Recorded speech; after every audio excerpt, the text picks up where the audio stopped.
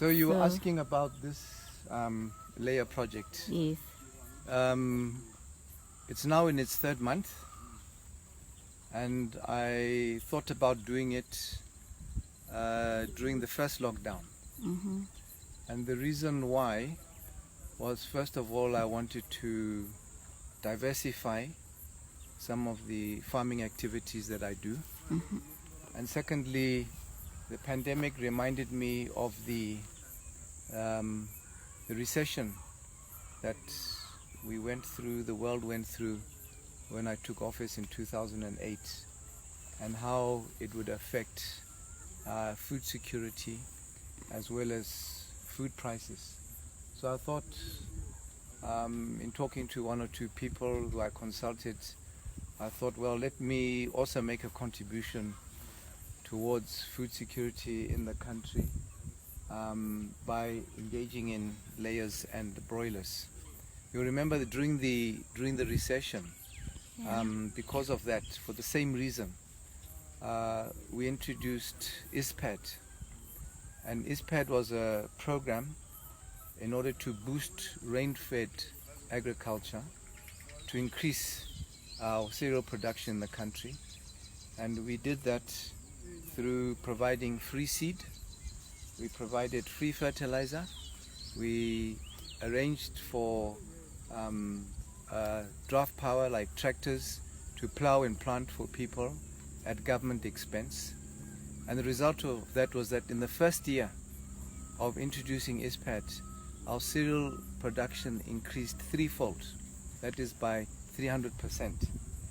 And then we went on and we also added the horticulture element, apart from rain-fed, that there would also be to produce and stimulate horticulture production in the country.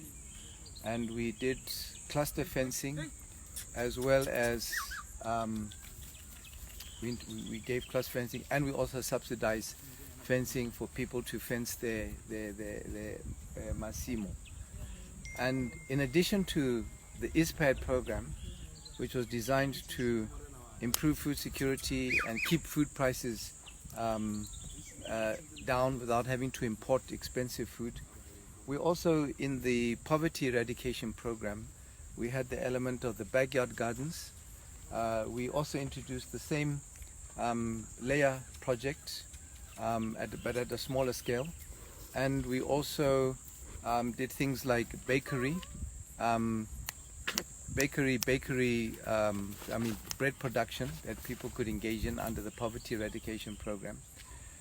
And we also had the limit program, where we gave people goats, we gave them sheep, and under the RADP program we also gave people cattle.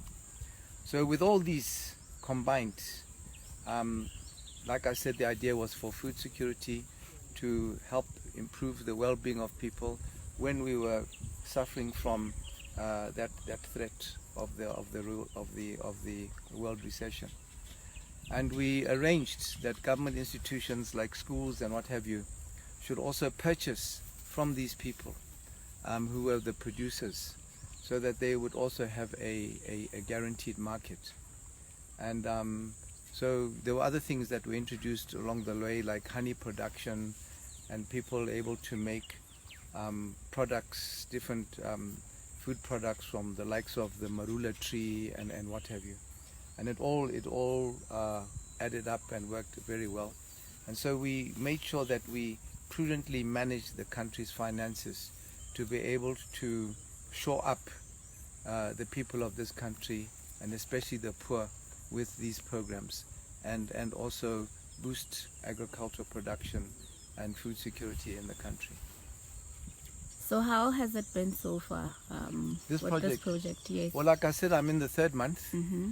Once I have settled, when I talk about settled, it means having completed, because here I've got 1,000 layers. Mm-hmm.